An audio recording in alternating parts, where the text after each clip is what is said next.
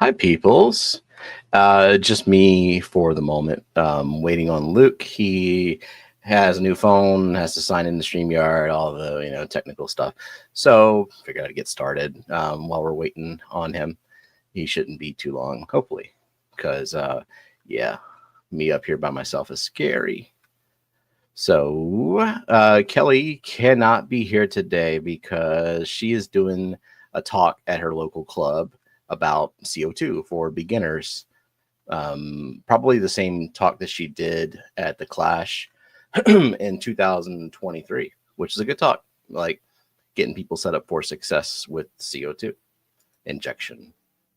So yeah, what's going on in the chat?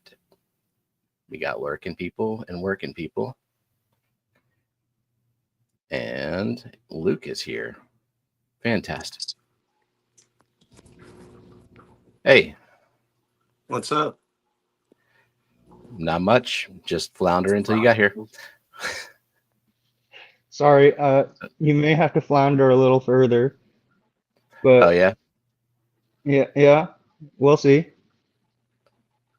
Are we good? Yeah, I can hear you. Can you hear me? Yes. All right. That's a good start. All right. Looks like something's happening. Yeah, I see some stuff happening. So that's the tank that you set up for is like an AGA entry. We'll see about AGA entry in the end, but that's the Findig display. Nice. And it's we're in crunch time, 2 more weeks, so crossing our fingers and blasting CO2, and there's a good light on it, so.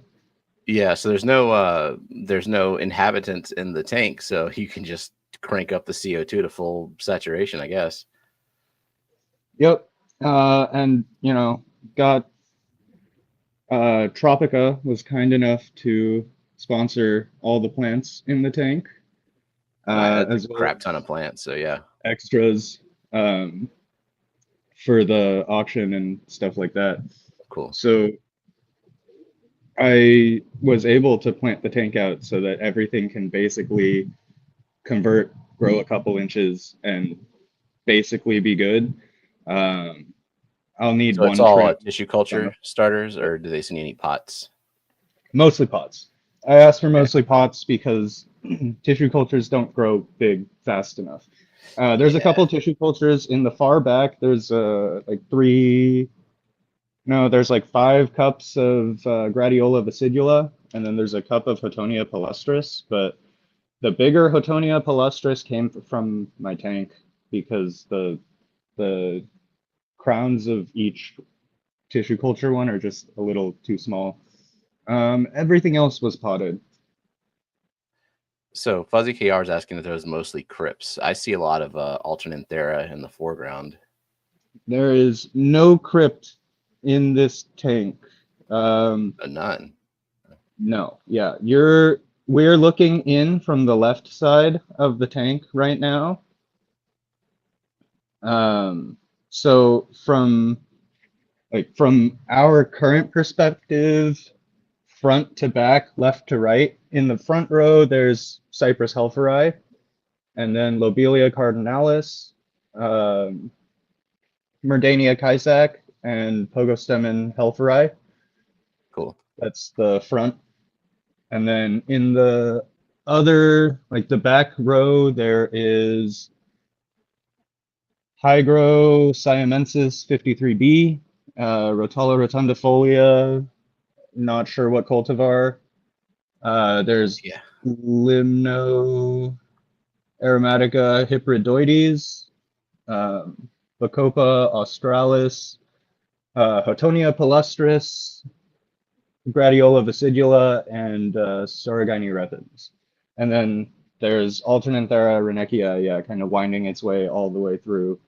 It needs to convert and color up, but that if it works out, that should be the most spectacular part of the tank.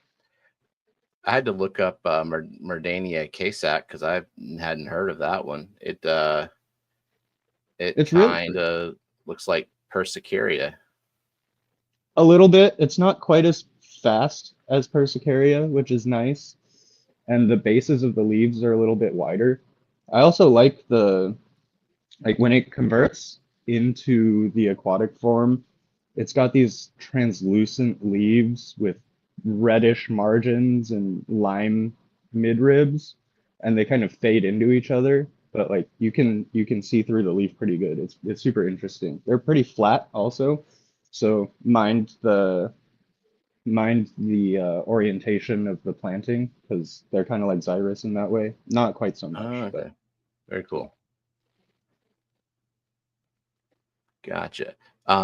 Someone says Cypress, as in wait, where'd it go? Just saw it. Now it's gone. Oh, papyrus. Yes, Cypress as in papyrus. correct. Yeah.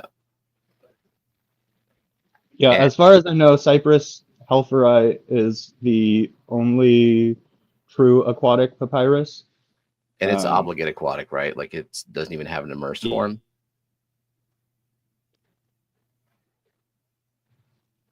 Say it again. It's like You cut out for a second.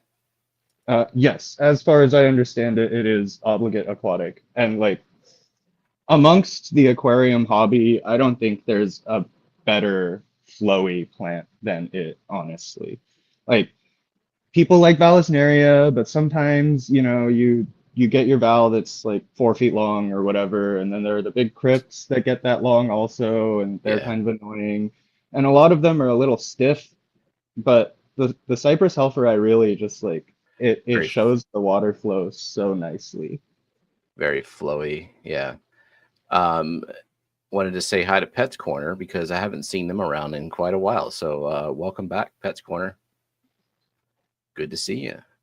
Branton was asking Luke, is this the seed that I got from you? The seed. I don't know. Oh, Branton, send another chat. Did I send you an Aponogeton seedling that was like a little hybrid? That might have been it. In which case it wasn't, but I'm not sure what you're referring to. So Okay. clarify. Well, apparently you sent him seed of some sort. So Seeds or seedlings? I don't know. He said seed. Just one seed. Okay, he said, yes, you're right, Luke. Okay, so Aponogeton hybrid seedling. Yeah, no, there's no Aponogeton in this tank. I think if it were significantly taller, I would have considered it. But I really like Aponogeton, but I did not realize that Crispus essentially just grows and grows and grows like past the height of the tank. And it's starting to shade out some stuff that I don't want to be shaded.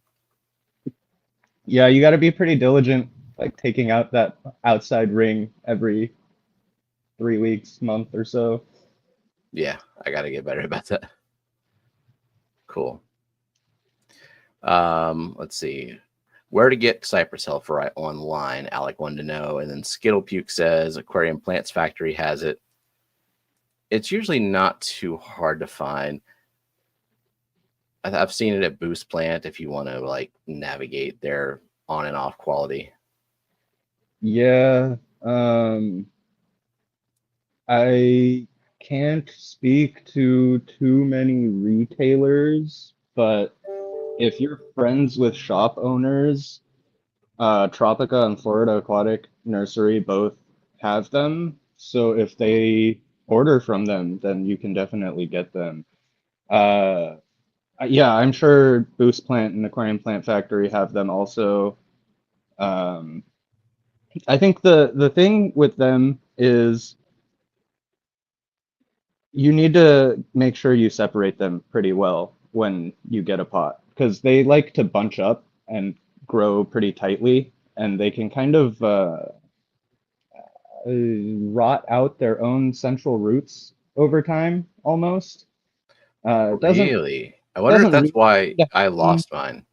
It doesn't really seem to happen in the aquarium so much, but like when you get them potted, it most Oh, okay. certainly does.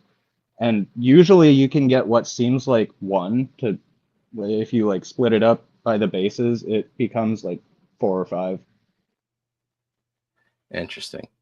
Yeah, I had it growing well for a while, and then I kept moving it around because I didn't like in a 40 breeder. It just got a little bit too tall for me, probably because the substrate was way too thick in the back.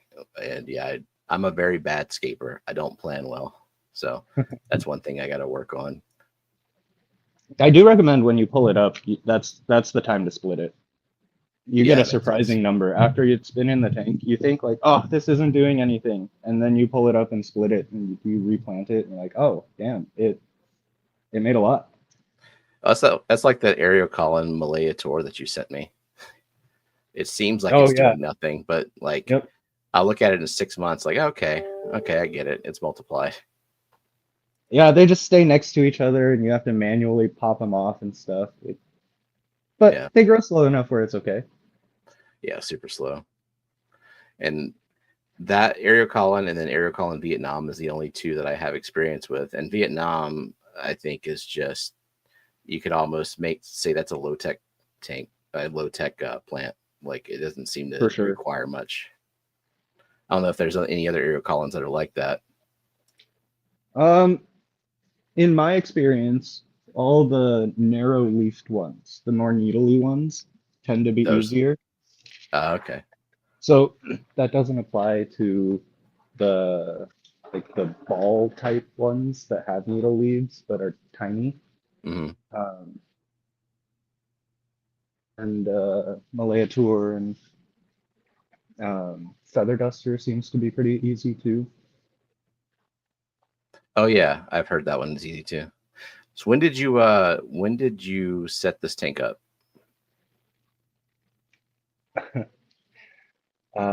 Most of the planting was done on Thursday, and the alternate era was done yesterday. So you're cutting it really, really close. A little bit. Word. But you know, look at it. Does it look that way? That was the goal. It looks fantastic. Yeah, I mean, so Um, wonders of CO2 injection. well, the wonders of just starting with enough plant mass. That To, too, yeah. Just plant densely, like it's been so, propagating. yeah, this AR, which props to Tropica also, like thanks to them for agreeing to sponsor, but also their pots were just way better than I'm used to getting. Used to getting from Tropica or anywhere else, because like every pot I ever get from Tropica is just like teeming with plantlets and like it's a good value. Well, yeah, well, this is 4 pots of Pogo Stem and Helphori here. And that's Okay. Yeah. some pretty incredible pots. But on the other hand, in this tank, there are 24 pots of Alternanthera Renekii. That's a lot. Yeah.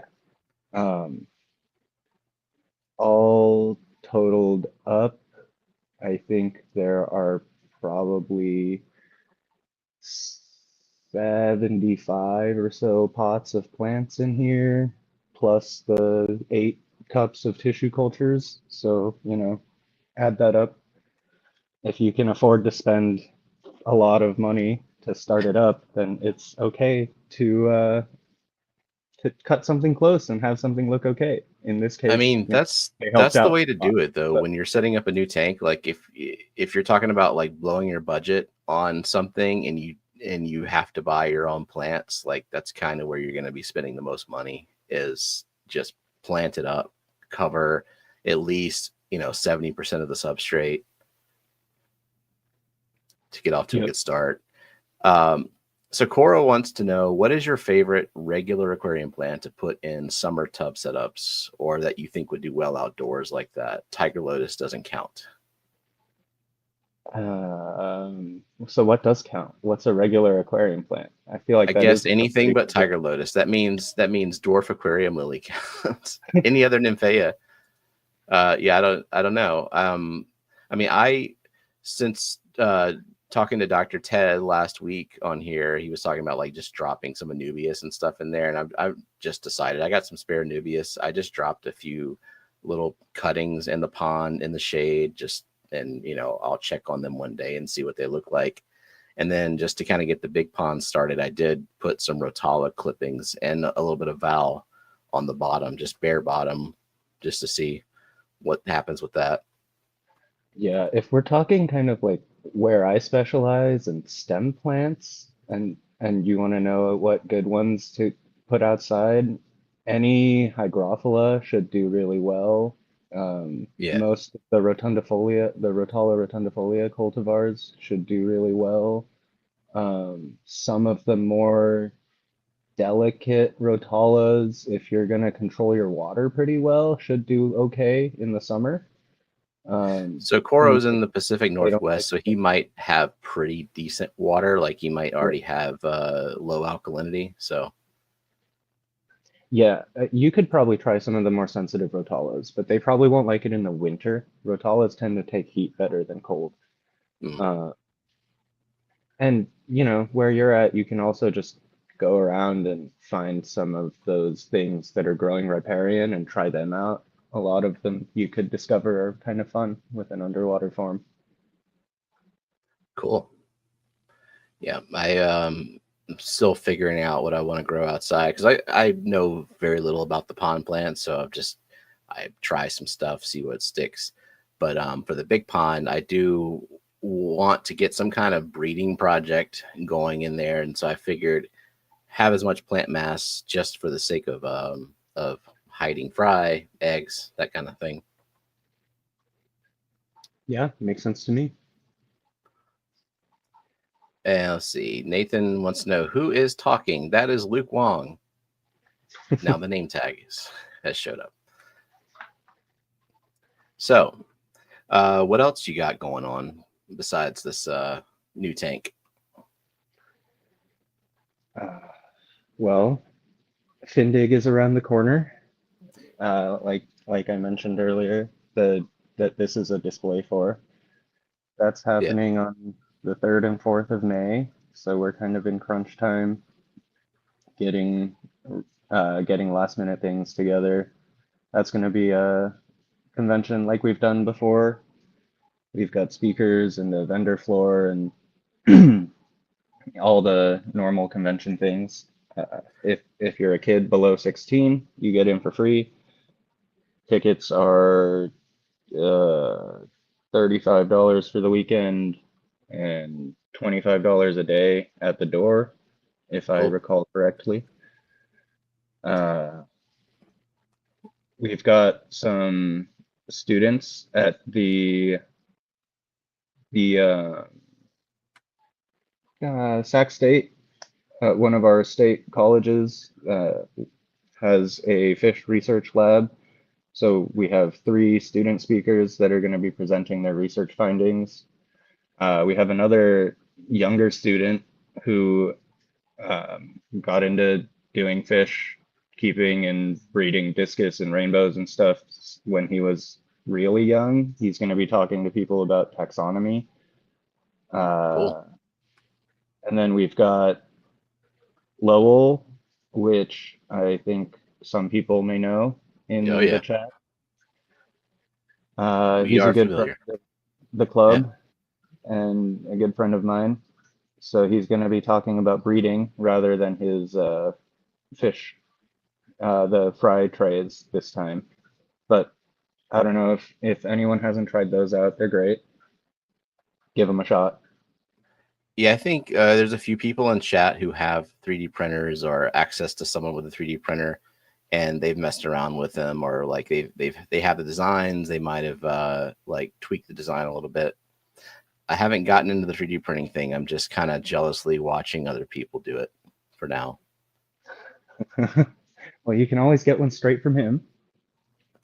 Well, not this year. Now, if you invite him back next year, Jenna and I are really like trying to make an effort to make that a destination Findig next year.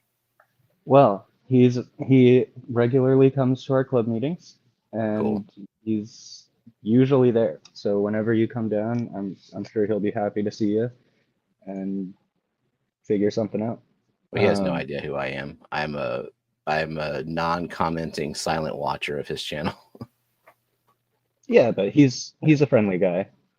Yeah, he seems like it. Contrary to the faceless, calm YouTube thing that he does, which is great. He's a very warm person.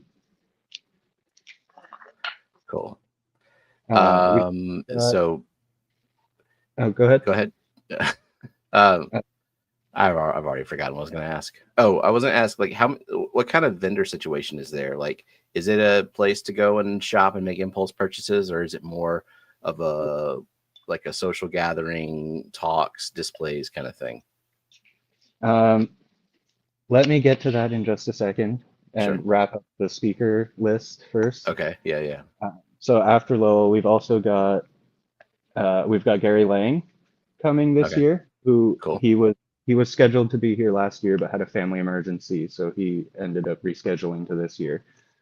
He will be down. He's going to be bringing some fish like he usually does, or eggs like he usually does. And then we've also got Dan from Dan's Fish coming down. Oh yeah.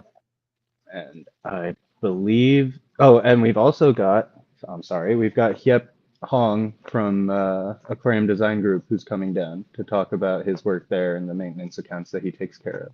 So should be a fun speaker list. And then the vendor situation, I would say that I hope you come and make impulse purchases and spend a bunch of money and make the vendors happy. It's gonna be in the same kind of style as swap meet or any of the major conventions. You know, whatever you do, you bring what fish you breed, plants you prop, this or that. The tables are $100, so if anyone is interested in coming down and being a vendor, we do still have a couple tables open. Oh, cool. So Skittle Puke's asking, where is this event? Somewhere in California. Where exactly? So the hotel itself is in Natomas, which is about 10 minutes away from the Sacramento airport. It's right downtown Sacramento. Downtown Sacramento. Yeah, let's call it Sacramento. Okay. We're the Sacramento Aquarium Society. That's the club that I'm the president of, and we've been doing it for a couple of years now, and hopefully this one is as good or better than the last. How's the plant vendor situation usually for Findag?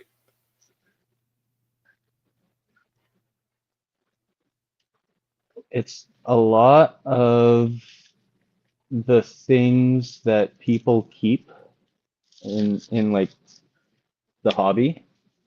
Most of the livestock are coming from locals, whether they have a store or whether they're just club members that have things to sell. So most of the stuff is going to be already converted, but you're not going to get the same quantity necessarily as you might at like a store. But yeah, it makes sense. Like I you just should be wondered, able to like, find some stuff that you wouldn't find at a store also.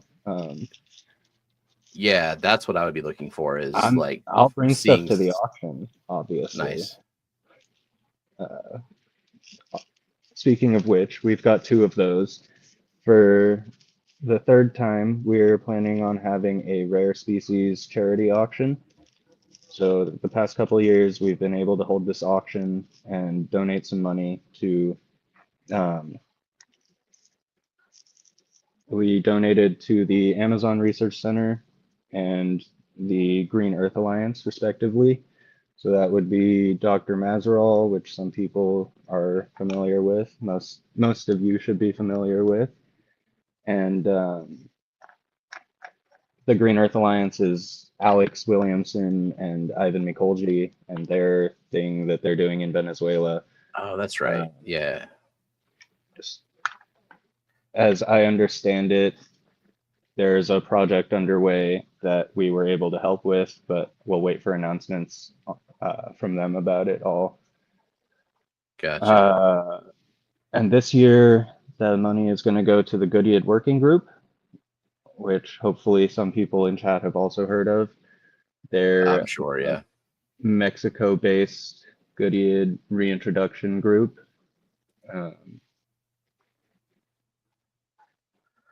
They do good things. They've done some habitat conservation and restoration and some reintroduction. So happy to be working with them. Sweet. And then, of course, we have our regular mega auction for the club on Sunday, which will take up most of Sunday. Cool. And I imagine with AGA coming next year, it's going to be more plant heavy. You know, oddly enough, it's already been kind of plant heavy at the auctions, which You think it's because of the water in Sacramento? our water isn't particularly great all the time for growing Oh, really? plants. Yeah, it does kind of swing a little bit. So sometimes, like during the winter, it tends to be pretty okay, but it's harder during the summer. No, I think that that's really more to do with California living costs, and most people are able to have, not only California. I think it's kind of the trend everywhere. People have more community planted tanks that everyone is able to get along in. And we have less specialist fish keepers that are keeping a pair of a thing and nothing else in a bare bottom 20 long or 20 high. Gotcha. So it's more about the zen of the hobby rather than like fish production. I think so. Yeah, I mean that's where I'm at too. Like that, this is purely for fun, and like I don't even sell plants just because I don't want to deal with it. But kudos to the people who do customer service and things like that. We had a question from chat from Selena Struthers. It's a new name, so welcome in, Selena. She just said, my jungle valve's dying on the ends. Anyone know why? Like the tips of the leaves are dying back? Yeah, which, I mean, it could be if it's just getting too much light. What do you think? It could be. I don't know what your water is like and what your fertilizing regime is, regimen. And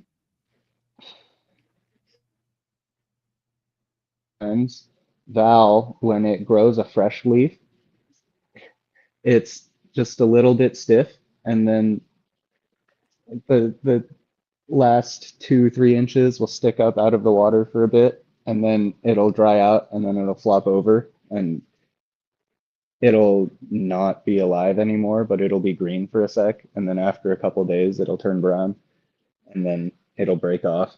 I've definitely seen that if the tank isn't very deep.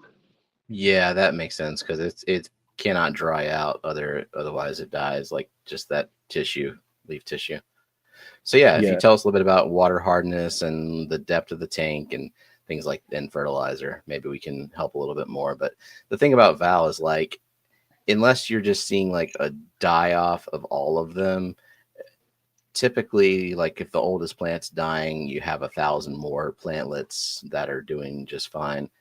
And I guess the other question would be like, how is the rest of the tank and the rest of the plants in the tank doing? Because if the other plants are doing perfectly fine, then yeah, it seems more like a Val specific issue and possibly just drying out type of thing. Yeah, tanks around 12-16 inches or so. I've definitely seen the crispy dry out thing. Yeah. I keep Val in my tallest tanks, and yeah, even then, like I have that Val Gigantea, and I'm probably going to end up just like getting rid of all of it or putting it outside, seeing how it does. Coro, that's another good one to throw in a tub outside. Any Val should do fantastically. Yeah, that's what I threw into the tub, is a Val Gigantea. So she says, 60-gallon tall. Okay, so that's a tall tank. TDS Yeah. 200 CO2. Water parameters are 0 to 20 nitrates, maybe, or is it? Not sure. But so tall tank, CO2 injected, TDS 200, which assuming it's got the, like, you might want to know if you've got enough calcium and magnesium, or what the TDS actually is. Okay, so is this your tips of your leaves dying, or is this your old leaves dying? Because if it's the latter, then I say you should maybe just fertilize more. If you're running CO2, and Val is one of the plants, most valves, not every single one, but most valves can also process some amount of carbonate and use them as carbon. Yep. So they may just need more, and they're consuming themselves to be able to grow, which plants all do. So when you say not all of them, are you referring to like Val Triptera? Yeah, and Little Yabba Creek doesn't appear to I haven't even like heard of that one. Let's look it's that up. the tiny red one, Nana, Little Yabba Creek. Oh, okay. I've heard Nana. Yeah, it's an Okay. Australian one. Okay. I want to say completely anecdotally, so don't take my word for it, but it seems the Australian ones don't tend to process carbonate so well. Interesting. I guess they've not needed to. Didn't need to evolve that way. Okay, she says using Sechem potassium and Flourish, tips by the light breaking off. So Flourish, it's got micros and very little anything else. It's not a very comprehensive fertilizer. It's pretty watery. I don't know what the concentration of potassium is, but I mean, potassium's fine, probably. So I think you just need more nitrogen. could be, yeah. If you're running mean, CO2 and yeah. your valve is capable of processing carbonate, then you're not carbon limited. Right. The next thing would be nitrogen. If you're going 0 to 20, when you're at 0, that's bad, and the valve has consumed it all, and you need to get it back up to 20. Or like in my case, I try to push my nitrate up to 50 or so. I don't recommend that for everyone.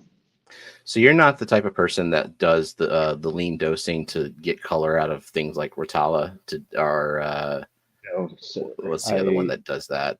Ammonia gracilis. A lot of them do that actually. Not that you can force them to do the thing that you want, but a lot of them will change to be more pinkish, or nutrient restriction. If I want to color my plants up, I just don't change water and don't fertilize for a couple extra days, and they'll do it. Just let it bottom out a little bit. Yeah. Yeah, I mostly am concerned about letting things all grow, and I'm satisfied with the things that will turn red just under highlight and Yeah, me too. nutrition.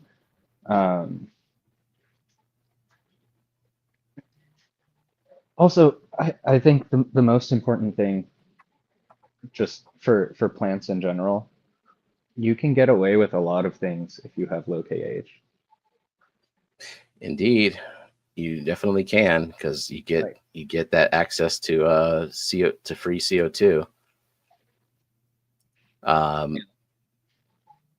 So she's asking what's a good fertilizer. Now, personally, I am not a fertilizer overthinker, and I am just like, I do easy green.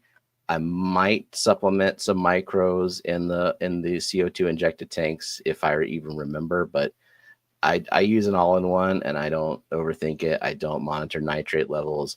I have to use a GH booster, so like calcium sulfate, magnesium sulfate, and potassium sulfate in there. And are you still using Hector's everything? Yeah. I am. Yeah. There is a little bit of an asterisk by that one. Oh, Uh, so like I use an all-in-one. It is Hector's everything, it's an all-in-one powder though, right? and it's a powder all-in-one, so it's quite a bit stronger than something like Easy Green or Yeah. Brighty or whatever.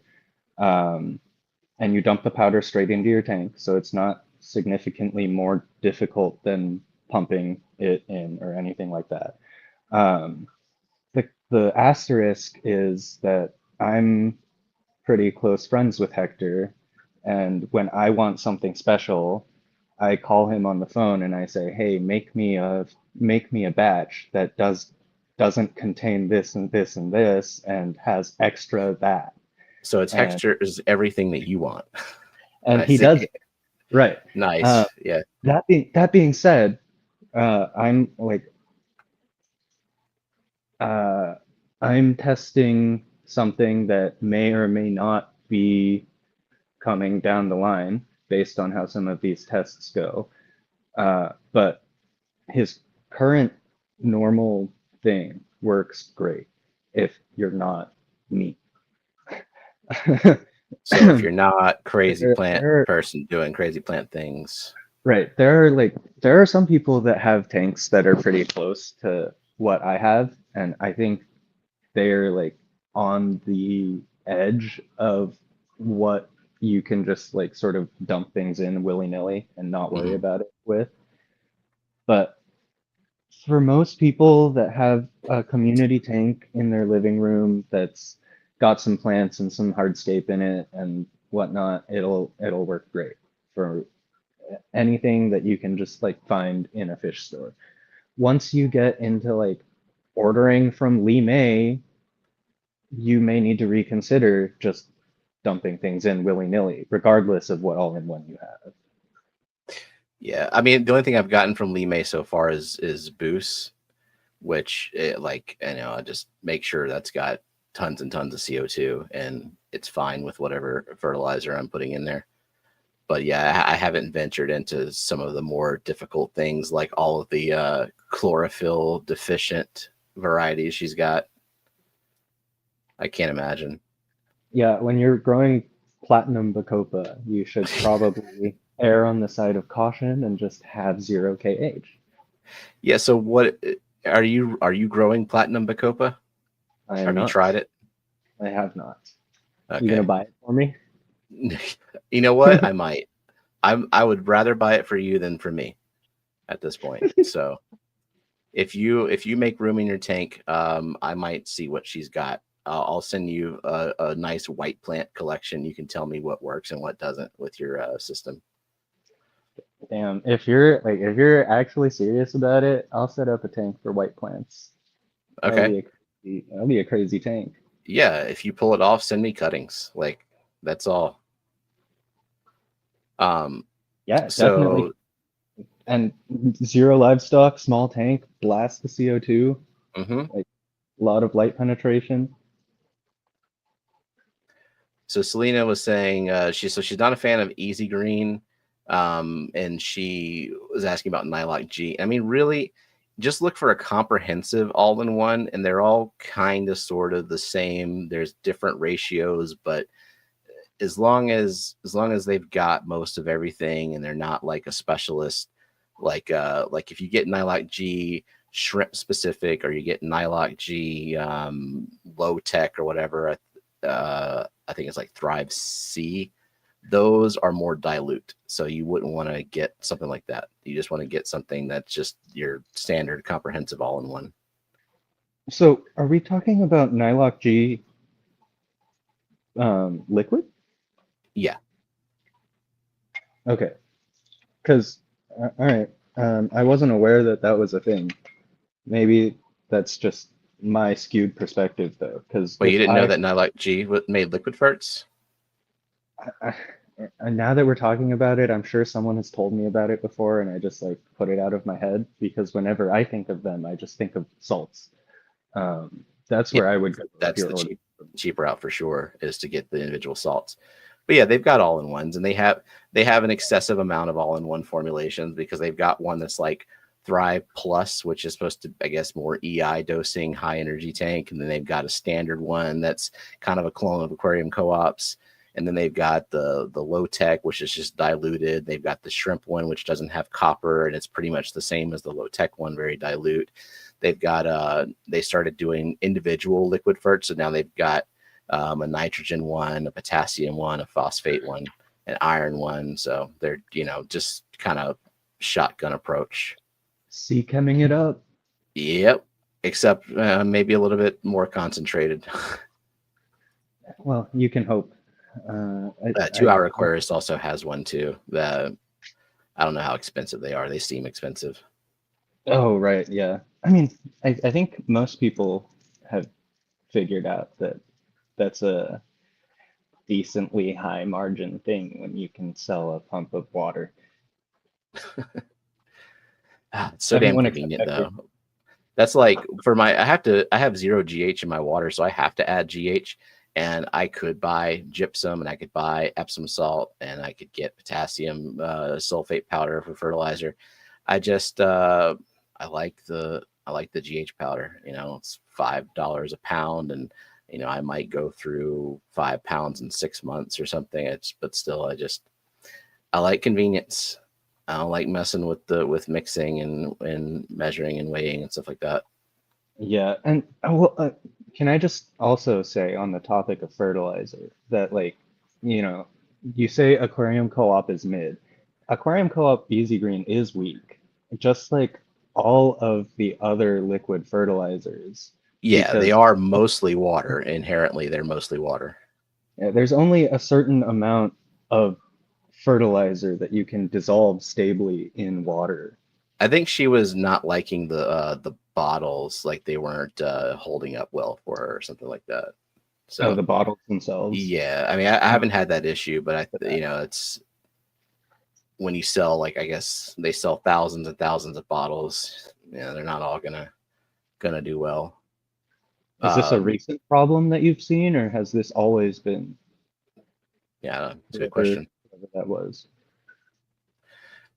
So Skittle Puke would like to know any resources y'all recommend for learning about the processes happening in a planted tank, like low KH and free carbon.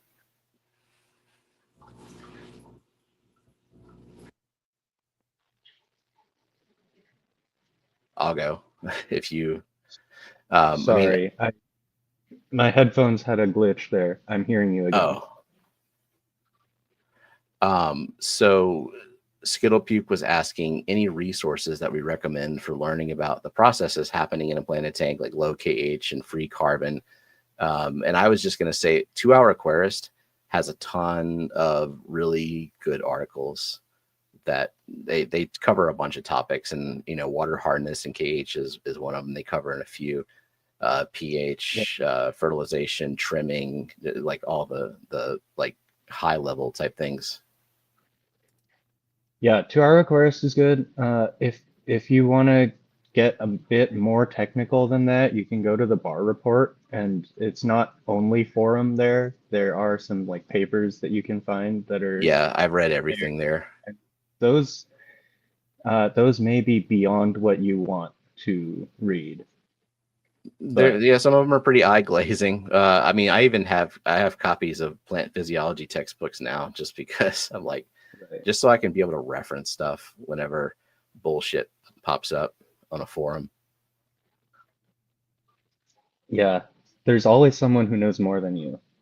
Always. I try to keep that in mind. And seek them out. Seek out those people. And then Rachel's asking, is there a good KH and GH to aim for with low tech plants? When I set up a plant tank, it's different from setting up a fish tank, right? Like if you're setting up a low tech community aquarium, then you want some KH to keep things stable. But if you're asking for like what KH to aim for with low tech plants, I would still maintain 0 if that's a possibility for you. If you want to do water changes, like if you're trying to do a low maintenance and you don't want to worry about not having buffer, then just as little as possible that you can get away with, I guess. Yeah, specifically for the plants, 0 kh is still going to make your life easier, even in low tech. And the Yeah. low tech plants, I would argue, are really the ones that are fine in harder water regarding GH. More calcium, more magnesium, they don't care. Some of them like it, actually. Um, like boosts want some of that stuff. They grow on limestone waterfalls that are, not always geysering or anything. They're kind of trickling over these rocks, and that's going to be high GH water.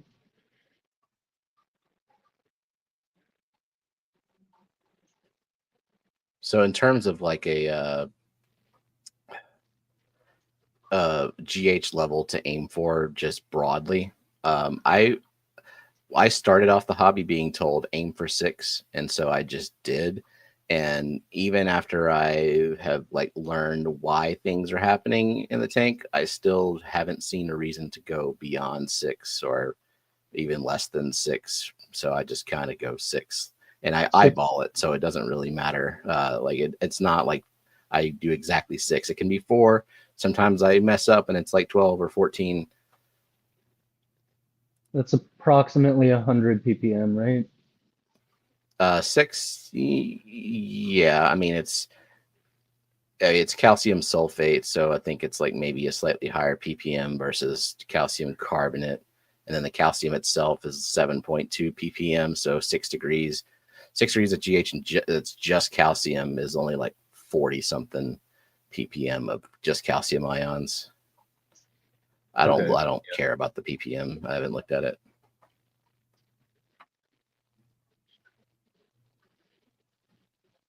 Let's see. I think 6 seems pretty logical. Yeah, I mean, is there like, have you found any reason to go beyond that or less than that? Any specific plant that responds in a different way? No, not particularly. I think most plants can handle up to 6 GH, no problem.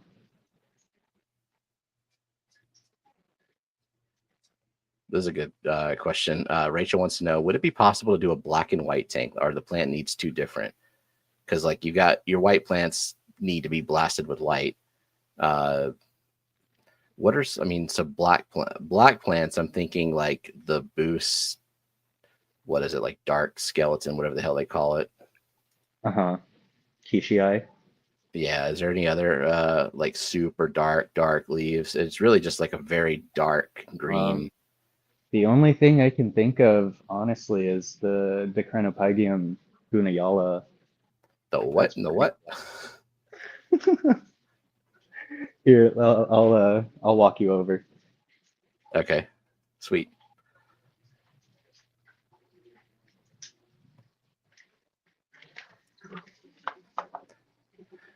And yeah, there's some Squirtfurt talking in the chat, and yeah, Tropica's got 1 2-hour Aquarius. Like everyone's got kind of roughly the same thing. It's very dilute, and I love the convenience of it, and that's the only reason. I don't tout them as a great value. I tout them as like, don't think about it too hard type of thing. All right, so is it that rosette in the front there? Yep. This is Decrenopygium species gunayala. Oh, I think you do know what it is. I think maybe do you just know didn't what it recognize is. the name. Kind of Look at that. palm tree looking thing with the split leaves. Yeah.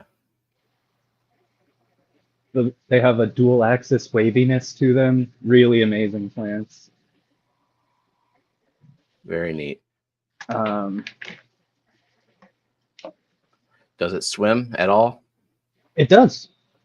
Really? It does, Oh. yes, but it doesn't grow by cutting at all. Oh, was it send a spike or what? What does it do?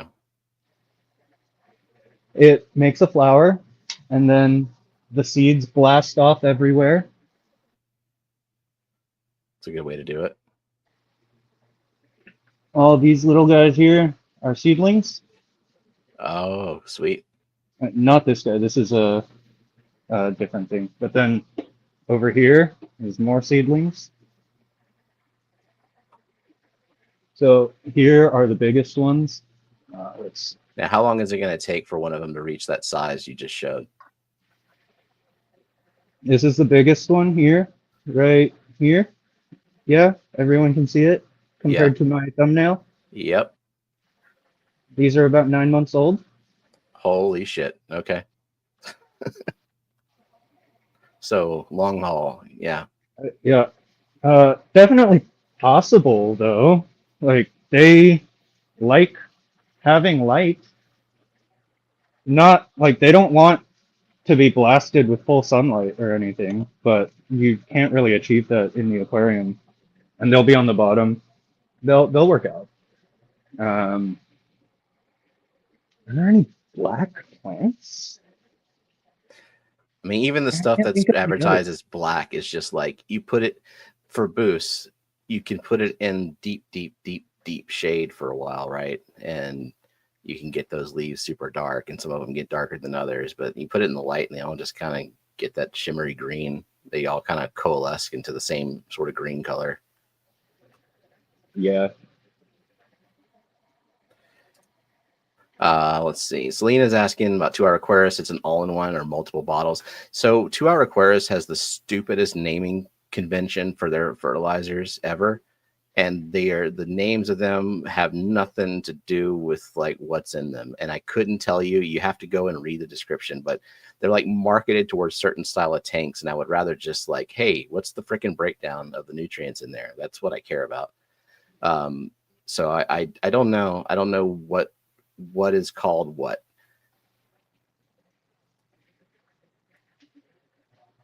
Great. That was already much more helpful than I would have been. So Yes, like there's your that's a answer. long-winded way of saying I have no freaking clue because they name their products weirdly. Yeah, Okay. I recognize that I've been kind of lucky. I have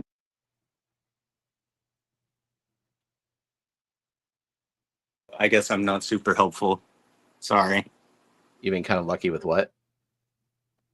I've been kind of lucky that I haven't needed to know what fertilizers are on the market or anything like that. Oh, yeah, because So you've got your cook Hector over there. right, yeah, exactly. Are you going to Yeah. be auctioning off plants? Skull wanted to know in Skipper's auction next month. Oh my God, he emailed me about that, or he texted me about that. I forgot what day is that again? I don't know. I just know it's in May. Someone in chat. I I Yeah. I can't give an answer without knowing the date, unfortunately. There's a All right. possibility Somebody will that find I it. know if it's like Findig Sunday, then definitely not. I'm also gonna be like Findig is happening on the 3rd and 4th, and I will be in Michigan from the 29th of this month until 11:30-ish p.m. on the 3rd is when I'm getting back into town since my sister's graduating college. So it's Oh, like cool. it's extra hectic for me this year. May 17th. It's a Saturday. Okay. That sounds feasible. That's after Findig is over. So I'm gonna go with a tentative yes, but I'll have to text him back about it. Well, yeah, bring the plants. People will bring money. Everyone, yeah, and they'll bid it up. I mean, I don't normally sell plants, but for the benefit auction we did a couple of weeks ago, I for the very first time I had plants up for auction, and they did pretty damn well. Like the CO2 injected plant package went for nearly $300, and the low tech one for like 150 or 175. So Nice. people How many chomping at the species? bit. I think I ended up sending Jody for the high tech stuff. I mean, it wasn't all CO2 required. It was just all higher end plants, more expensive plants. I'll probably send her like 20 species. Nice. I promised 10 plus because I'm like, I don't want to go count them and inventory everything. I'm just going to grab some stuff. You know what? Maybe I'll just do that. That sounds a lot easier. Yeah. Yeah. Some. Because I mean, like when you're running through all the species, like no one's remembering everything that you said. They're just like, ooh, pretty plants. send me a big old box of pretty plants. Fair. That's fair. Let's see. Oh, was a great suggestion from Nico, who says that BBA is black. Thanks, Nico. We're And not think friends you'll have anymore. you'll have these grown out by AGA 2026. This is the same guy that tried to bring duckweed into my fish room. I gave you a second chance. Damn. See, that's why I haven't sent you anything. Although I'm very close to duckweed free. I mean, the other reason why I haven't sent you anything is because you have everything that I have. I don't know that that's necessarily true. I really haven't been shopping in a while. I'll go look at your spreadsheet again. You know, I acquired some new ones, new to me recently, like Limnophila rugosa. I think Salzmani purple you already have. Persicaria, Sao Paulo. Are you just like, I got that, got that, got that? I do have Sao Paulo. I don't have rugosa, but Okay. I do have. So I haven't been shopping, but I did go to the vernal pool with our speaker last month and collected some things. So they've been doing well, growing in immerse. There's a cute little flower right here. No focus. Well, anyways,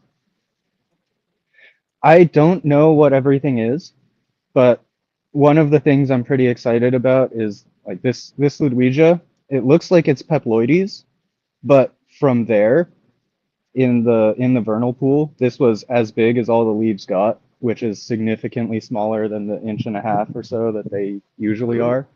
Yeah.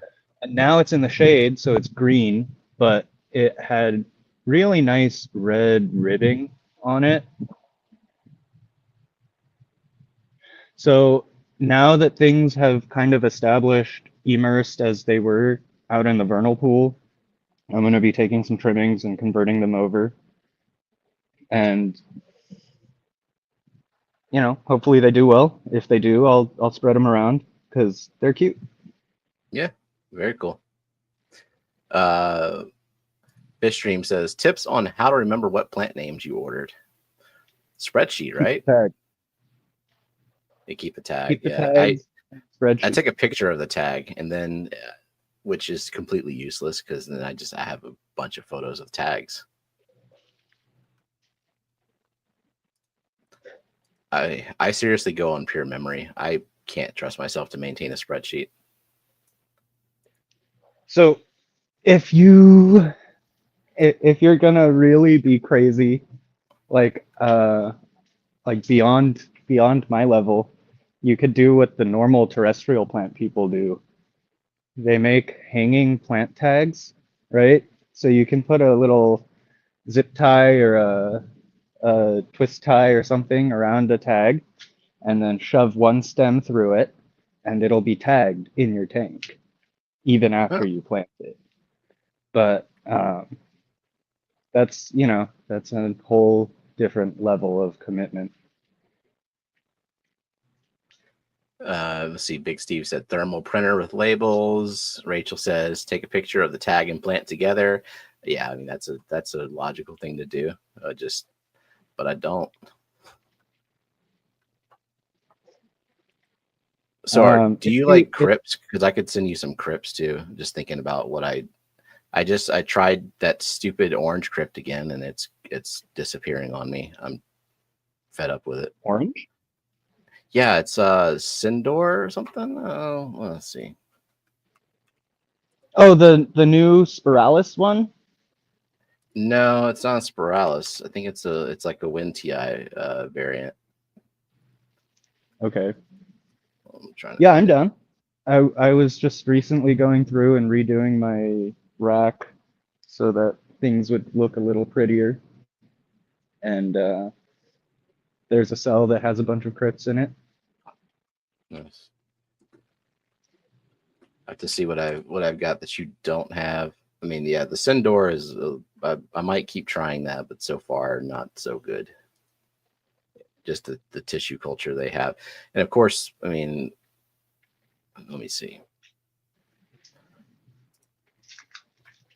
No boost plant. Here we go. So it's kind of telling that all the photos that they have of this Sindor is just the tissue culture. I don't know. Oh, it's one of those. Okay. It's one of those. Bougie Bishfish, she also got a tissue culture of it, or she's got a couple of them. She said, I'm holding on to the Sindor plantlets by a single thread. Yeah. Pink Flamingo, it's growing. It's just super slow. It's not that difficult as long as you're patient with it. It like As long once as you you're think patient. once you think it's dead, just still leave it. It'll probably come back at some point. So I was hearing that the tissue cultures of Pink Flamingo are more stable than the potted ones. So I have one potted one that is growing super slow. It's been 6 months and I've maybe got like 5 good leaves out of it right now. And then I did buy a UNS tissue culture of it. Not great quality, but still alive. So we'll see. I do not really know regarding that. I believe that if you give it enough light, it'll probably be pink. Well, my issue is not them reverting. It's literally like existing or not existing. And when they do exist, they're pink. And then, yeah, I see. I think it's probably more of a stability issue. Like I mean, Crips, they are kind of sensitive to instability, and the Pink Flamingo is like extra sensitive to it. And then life gets in the way, and I don't do that water change, or like I don't fertilize quite well, and I start messing with lighting settings a little bit too much, and things go south. And the Pink Flamingo is kind of that indicator plant. Yeah, so you know what? Actually, I do have something to say to that. I bought several I think they were UNS tissue cultures that died pretty quickly, and Of flamingo. of flamingo, yeah. And even though they're the same plant, that's one that I got Pink Panther from ADA, and it did not die. Oh, And I'm not saying that that's a rule or anything. I'm not claiming that they're better. Just well, just it gives an me another step forward, because like I'm not going to give up. It's pissing me off too much, so I'll try a different source. You could also try kind of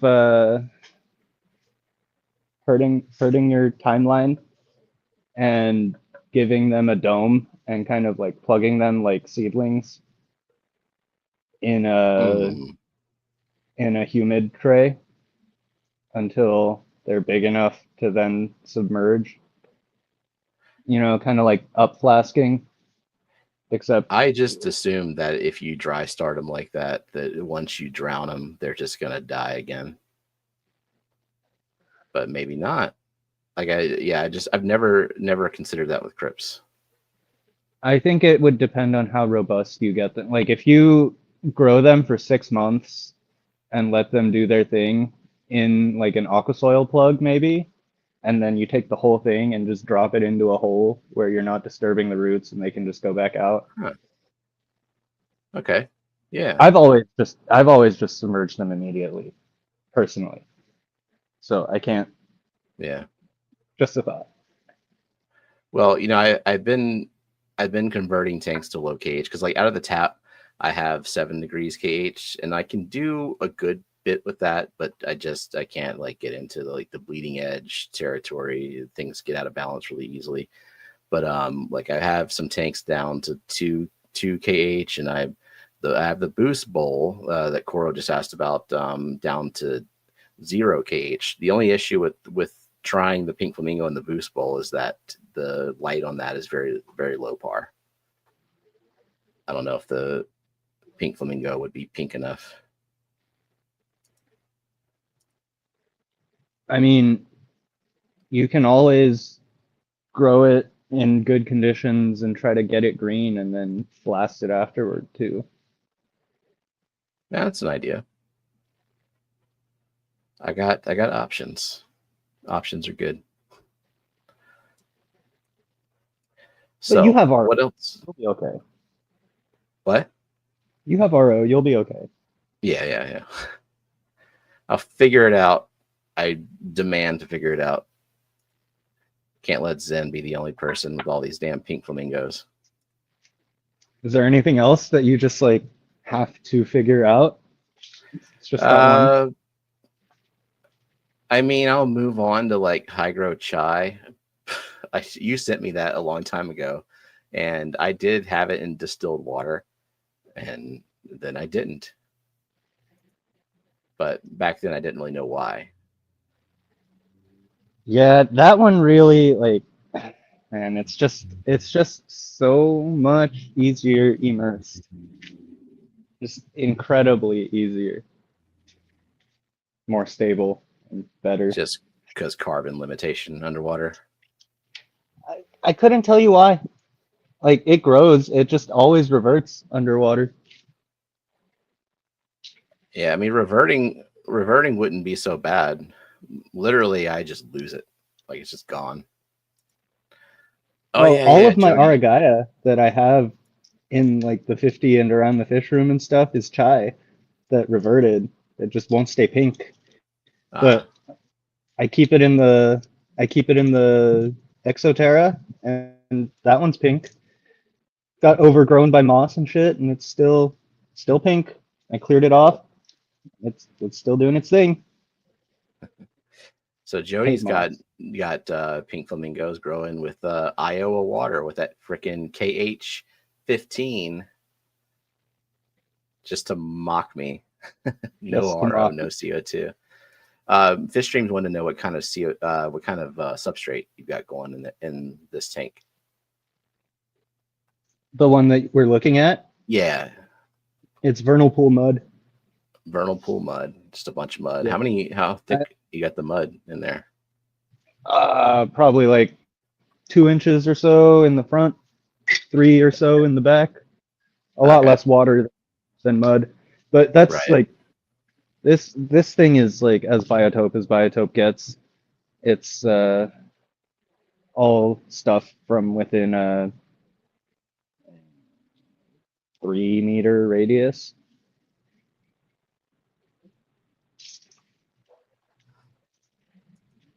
And Kelley just popped in, said, about to give my talk. Glad to see Luke holding down the fort. Everyone be nice or y'all get detention when she returns. She'll be back next week. With the talk, Kelley. Convince everyone to go CO2 injection. Yes, I agree. Let's talk about CO2, how much better it is than not CO2. I mean, I think the best argument for CO2 is the fact that like there are a lot of natural waterways that have CO2 levels similar to what we're injecting to, and that they just can't be replicated in a closed system without pressurized injection. And that's where all the nice plants come from. Exactly. That's where all the pretty stuff is. Yep.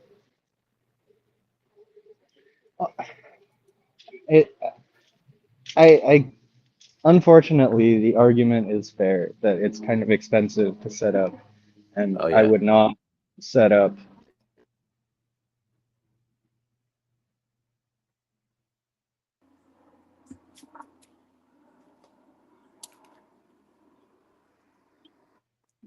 I think you cut out again. Yeah, I think so. I said, unfortunately, I would not set up any of the budget CO2 options because they're all trash. Yeah, there's typically, I think what happens is if people either quit CO2 before they get into like the full systems, or they spend a lot of money on that stuff and then get to the full system. Usually how that goes. Yeah, that one's really, I think it's a big stopping block. We could, I don't know if there's any way to make a full system significantly cheaper than it is, but we really ought to get rid of all the ones that don't work, that pretend you have CO2 for 2 days. Pretend. Yeah, and there's like a lot of nuances with water chemistry too. Like you can like the passive diffusion, for example, like putting the CO2 in a bell. Like I guess if you are not trying to have like a water garden and you're just want to like have a small bump in growth and you don't really want to like put in the work, uh, like the passive diffusion works in very low alkalinity water, but like you're not going to put that in Iowa water. It's not going to do anything. Like it's not going to help at all. I think the expense, I guess, from the full system comes from the regulator. And how do you make a regulator cheaper without it being a piece of shit? Yeah, you kind of can't.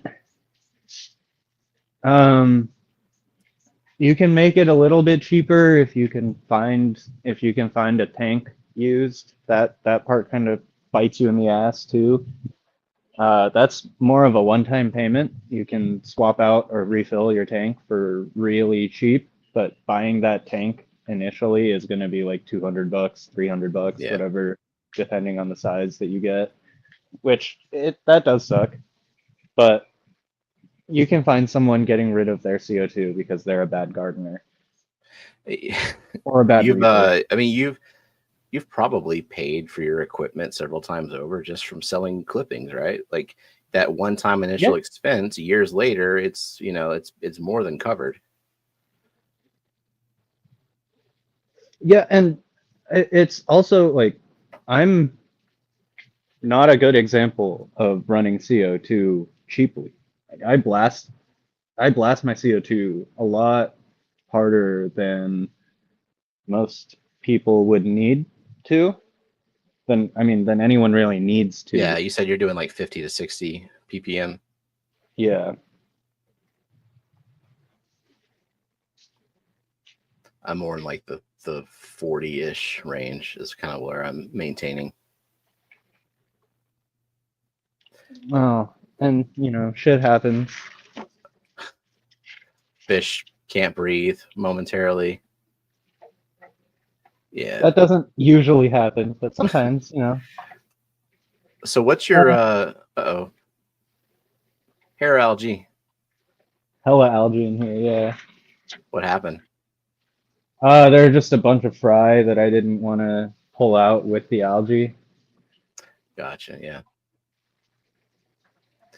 Let's see. Zen says, what happens, assuming no fish, if you just take the whole puck of jelly and plants and stick the whole thing in the aquasoil? So like the gel substrate stuff in the tissue culture, that like glucose mixture, will it feed or decay or cause issues?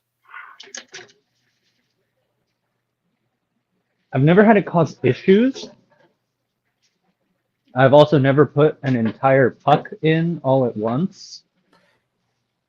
Or plant the whole tank with a bunch of tissue cultures, gel and all?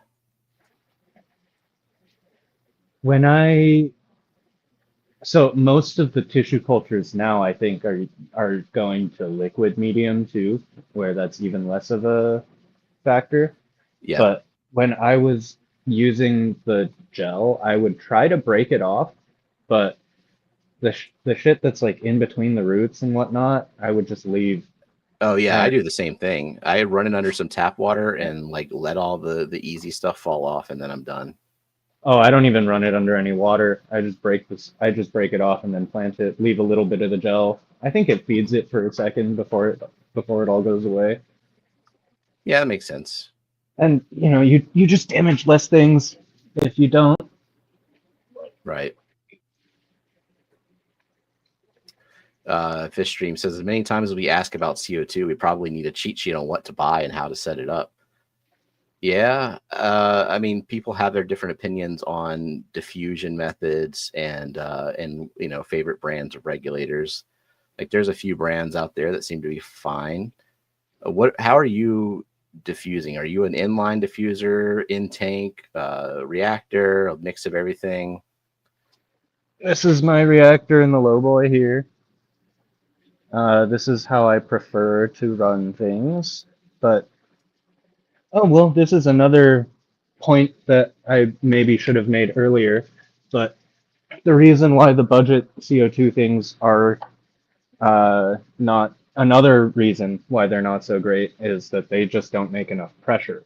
So if you have one of those, you basically need an inline reactor, like a turbine reactor, because you can run Right. those at low pressure. Because you can't, A lot of you those, can't like permeate right. citric acid, baking soda, whatever, those things will give you like 45 psi, and by the time it equals out to 25, 20 or 20, 25, which is the amount of pressure that the sintered glass is actually able to hold back, it's useless. Whereas a full tank starts on average around 800 to 1,000 psi and just holds a lot more gas. Yeah. Yeah, getting like those ceramic diffuser discs, like they require that high pressure, and then the ones in the tank get a little bit of algae on them, and then suddenly that minimum pressure that it took to get through doesn't do anything anymore. Yeah, but these guys, as long as they're spinning, they're chopping up the CO2, and you can kind of see an air pocket build up on top here if it's not diffusing fully. So if you are pushing too much, you can dial it back also. But as long as it's going, you can see it diffusing in. Yeah, I should have built my reactor with some transparent tubing just for that. I didn't even think about that. I just went to the first tutorial on how to build a Rex Griggs reactor and built one. I want to try the horizontal ones. Apparently, those are supposed to make injection even safer, just because there's so much linear surface area at the top. And so there's the CO2 pockets develop, and they don't all kind of blast into the tank at once. Have you used any of those or read up on them? I've never used any of those. I've honestly, when the store that I worked at in the Bay a few years ago shut down, I took all of the Sarah CO2 reactors that we had in backstock, and so I've just been using those. That's what this is also, and they work pretty good. The place where the 1/4-inch tubing attaches is a little bit easily broken, but I don't think there's anything you can really do about that unless you were to make it out of metal. It with your knee. Yeah. If you make it out of metal, then you can't really see the CO2 diffusing. So I don't know that that's necessarily a problem so much as just or it is a problem, but it's not really fixable, I don't think. Other than that, it works pretty well. If I break if I have one more still in stock, if I break a nozzle, and then I would I'd probably build my own. It wasn't that hard. I was brand new to CO2 injection, and so I was in that stage of just blindly following the directions of someone else, and it was still pretty easy. And I still see the merits in having that reactor, the Rex Griggs design, but it seems like the designs are getting better and are, I don't know, I guess getting safer. I there are some people who literally claim with the horizontal reactor that you are essentially preventing any possibility of gassing your fish. I don't see how that is possible. Like I still think don't underestimate human error. Yeah, I don't think you're removing the possibility, No. but if it's lower risk, that's good. Yeah, I mean that's definitely for beginners. Great. Yeah.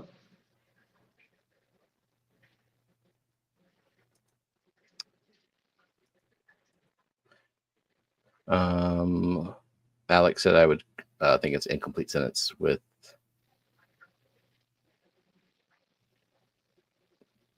no. I will wait. Does a mosaic plant do good in a tub in summer? Fish streams would like to know. In summer, yes. In winter, no. It's very fussy.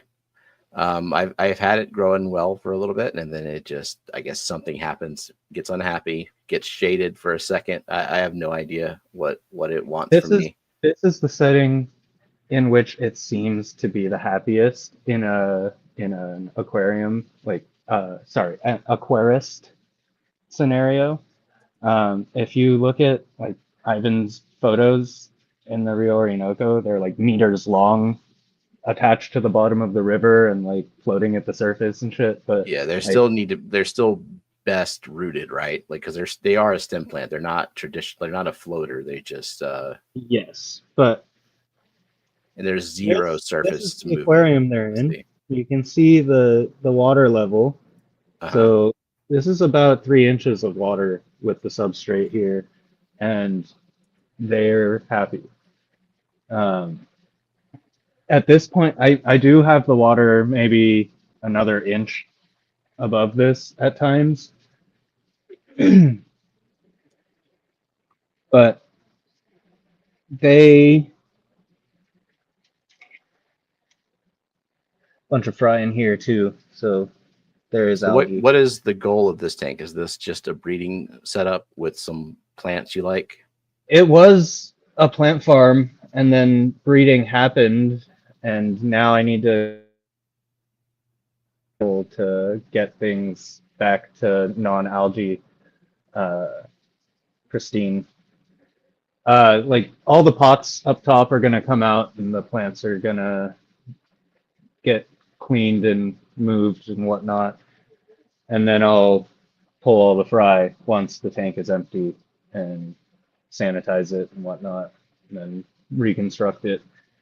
But the roots here are coming down from like the surface, and they want to go into the substrate.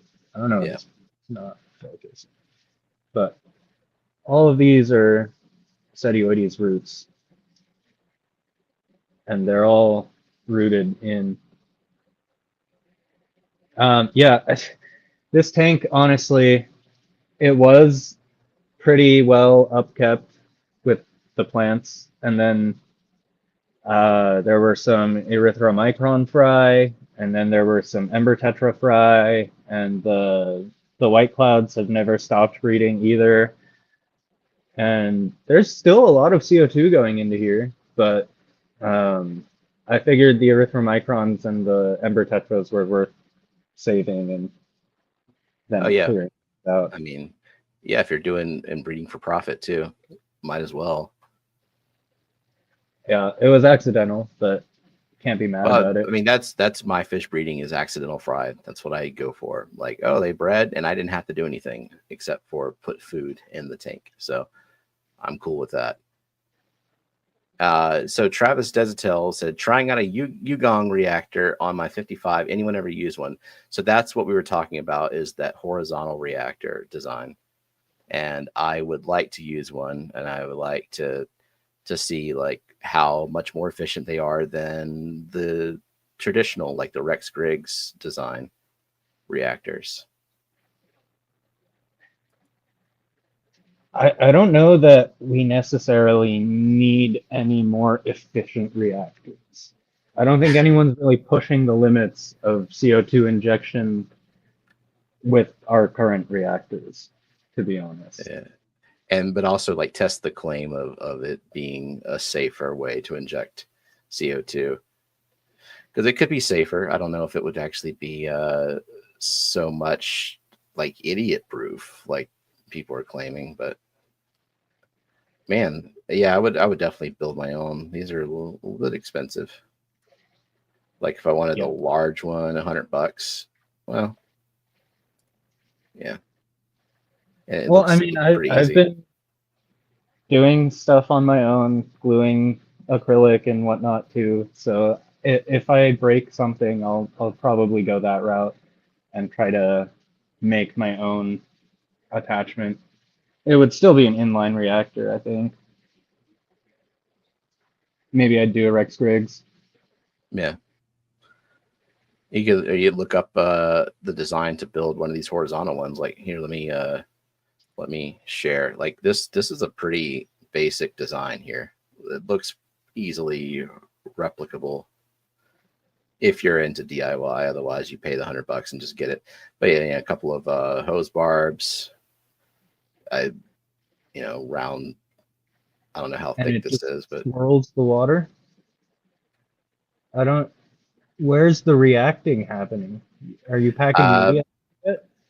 I think we're just talking about like you got your canister filter tubing that might be, I don't know, ½ inch to an inch thick, and then it goes into this 3, 4, I don't know how large of a diameter of a reactor this is, and like CO2 accumulates at the top, which I is supposed to be a safety feature. Like I am not a fluid dynamics person to know what makes this so much better than the others, but there are people on like Scape Crunch that are singing its praises, so that makes me want to at least try it. And it's got to be an upgrade from the inline diffuser that I'm using on my 40 gallon, so probably be the next design that I look into. It looks like one of those bank tubes, the old timey tubes you send back and forth at a bank. It does. Okay, so Alec was saying, I would quibble equating the use of CO2 with being a good gardener. Candy Overhauls is the most excellent plant swim in lovely tanks without CO2. Yeah, I think the issue is if you are a bad gardener and then you start injecting CO2, that doesn't make you a better gardener. You can still Right. ruin a system with CO2. Just I'm faster. not being a good gardener. I'm equating getting rid of CO2 to being a bad gardener. And blaming the CO2 for it. Right. Like Yeah. those people that are like, I tried this, now I'm getting rid of it, it didn't work. I am definitely not claiming that you need CO2 to be a good gardener. Yeah. In fact, I would even say, like, if your tanks are like you are already a bad gardener and you're not using CO2 and your tanks are horrible and full of algae and just like totally out of balance and have never been balanced, I would not say go get CO2. I would say figure out how to balance a low tech tank, understand the principles of the carbon limitation that you're working with, and then get CO2 if you want to like accelerate growth, more robust plants, more color and stuff. But yeah, CO2 does not make you a bad gardener at all. I mean a good gardener rather. It can help make you a good gardener.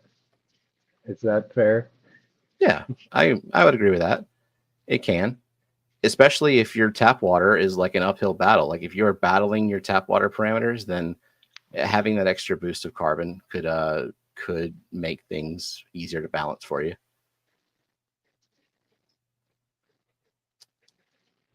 Was that aquatic ponds that y'all mentioned last week? I don't remember, DD. I have to go back and look. I'm sure Kelley would remember.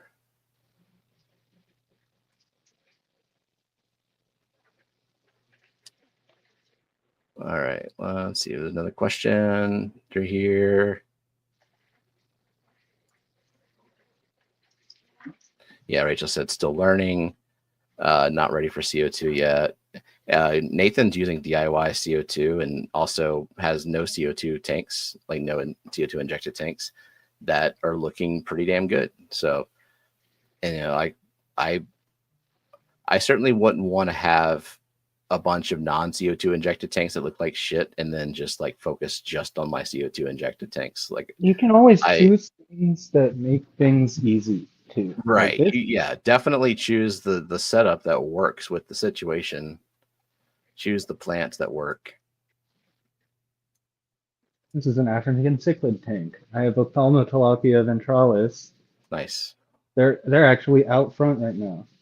I mean, this is, I wouldn't punish myself by trying to inject CO2 when I have a full aragonite substrate. But Yeah. valves are okay. They're fine. They're doing well. Yeah. Valves, yeah, but I grow those in sand. Like I have decent looking planted tanks that are just pure sand. Like very deep sand, like deeper than I would want to put, but I just like accidentally dumped in too much and left it there. So Koro says, is CO2 worth it if you can't be arsed to do water changes? Because I know like you, Luke, maybe not on all your tanks, but I know like on some of your big high-end like collection tanks, you're doing a couple water changes a week. What was that? What's your water change routine like on your high-end systems, like high energy, high CO2? Is it like a couple times a week? Once a week at this point. I'm just busy. I've pushed it back to once a week. But I top off the fertilizer in the middle of the week with a soft formula that's basically just nutrients and no buffers. Okay. But it's about a 70% once a week. Gotcha. Yeah, I don't think I think CO2 is worth it if you don't do water changes.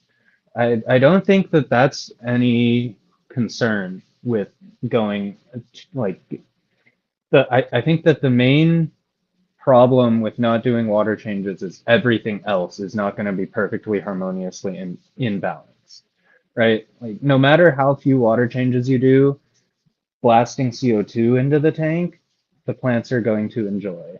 And with only carbon and none of the other resources, the plants can consume their own lower leaves and still make worse new leaves, and you'll start to see that.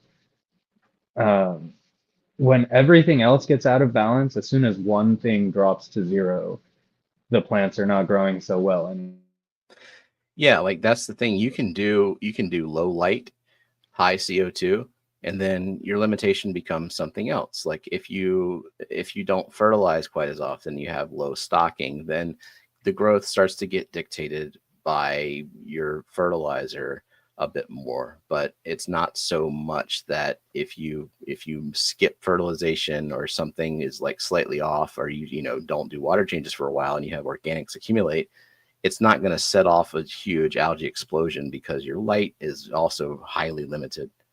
I have a couple of tanks like that, and I really I think in the long run, if I'm going to do a lot of CO2 injected tanks, probably most of them are going to be that low light type of situation, just because everything looks great and robust, and I don't have to spend a lot of time maintaining it. yeah, I think the problem here is less so the CO2 and more so the same concept as like why you can't top off all the time with tap water. Yeah. If you have all of these nutrients that are going in and the plants all need to use them, but every time you just top off the fertilizer, you're adding not quite enough.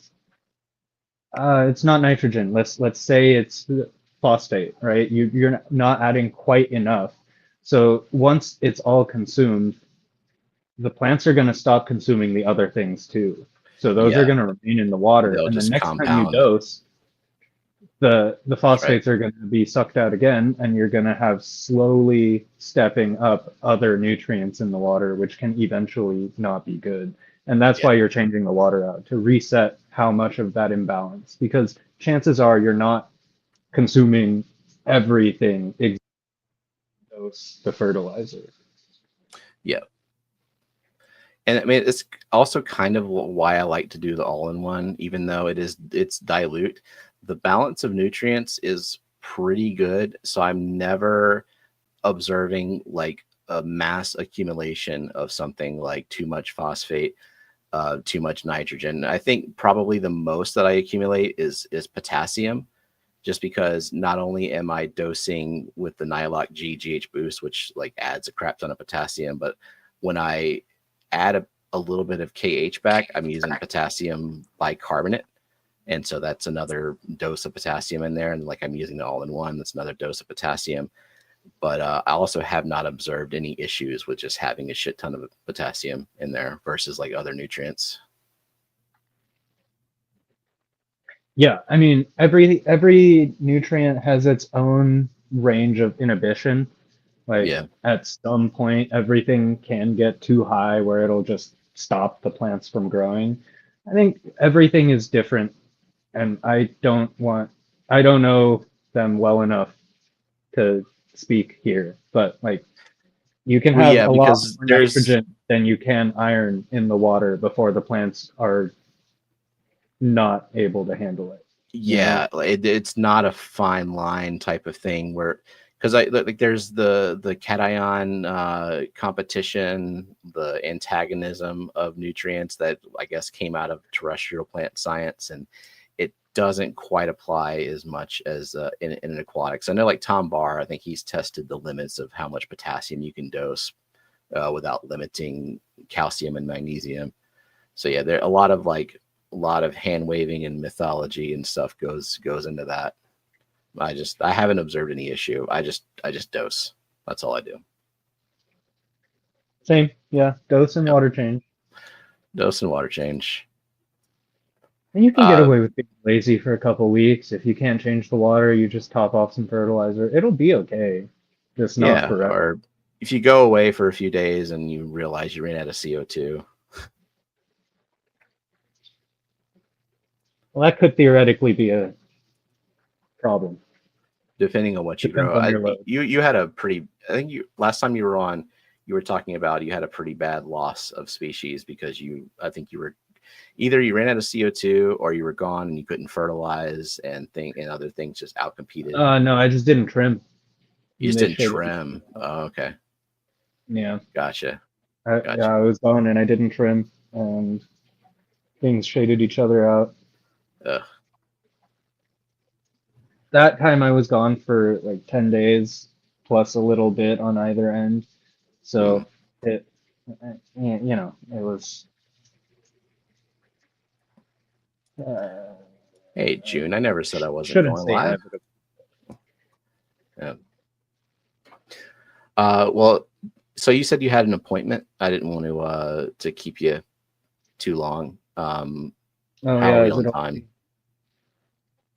Oh, yeah, well. Yeah, 3:40 your time. This has been fun. Yep, appreciate you joining us, showing what you got going on, and nerding out over plants. Yeah, for sure. I'm not doing anything super exciting right now. A lot of it is just gearing up for Findig. Yeah. And like being gone for a little bit. But I have kind of made a little bit of progress in various bits and pieces. So always happy to share and chat about whatever's going on. Yeah, for sure. Well, yeah, thanks for joining me. And thanks everybody for stopping by. And thanks for being see here, you all everyone. Friday night, and Kelley will be back next week. Thank you, everybody. All right. And bye-bye.